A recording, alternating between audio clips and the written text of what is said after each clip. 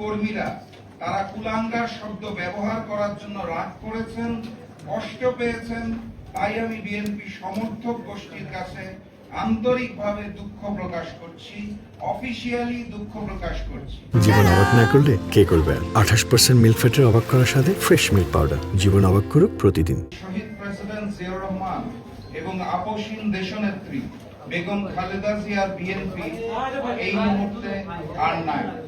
জনাব তারেক রহমান তার পিতামাতার আদর্শে বর্তমান বিএনপি পরিচালনা করেন না। তিনি পিতামাতার সম্মান নষ্ট করেছেন, তাদের অপমান করেছেন। এটা আমার কোনো নতুন বক্তব্য নয়, নির্বাচনের আগে থেকে আমি এটা বলে আসছি। গত 15 এপ্রিল 2026 বুধবার এক আলোচনা সভায় আমার দেওয়া বক্তব্যে আমি একই কথা বলেছি, নতুন কিছু নয়। আমার এই বক্তব্যের পরিপ্রেক্ষিতে আলোচনা এবং সমালোচনার ঝড় উঠেছে।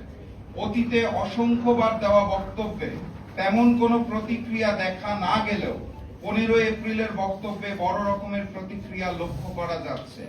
অতীতের আমার বক্তব্যের সাথে 15 এপ্রিলের বক্তব্যের পার্থক্য অথবা নতুনত্ব একটি মাত্র শব্দ, সেই শব্দটি হচ্ছে কুলাঙ্গার।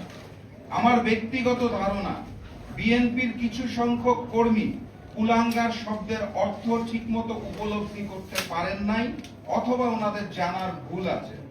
আমি তাদেরকে বিনয়ের সাথে বলতে চাই, কুলাঙ্গার শব্দের অর্থ কুল যোগ অঙ্গার। কুল অর্থ বংশ, অঙ্গার অর্থ কলঙ্ক, অর্থাৎ বংশের কলঙ্ক। কুলাঙ্গার একটি বিশেষ্য, এমন ব্যক্তি যার কুকর্মের ফলে তার বংশ কলঙ্কিত অথবা অপমানিত হয়। সম্ভবত কুলাঙ্গার শব্দের অর্থ না বুঝার কারণে বিএনপির কিছু কর্মীদের মাঝে এত উত্তেজনা সৃষ্টি হয়েছে। কারণ এই বক্তব্যটা আমি দীর্ঘদিন ধরেই দিয়ে আসছি, এই একটি শব্দের কারণে আমার বক্তব্যের অর্থ পরিবর্তন হয় নাই।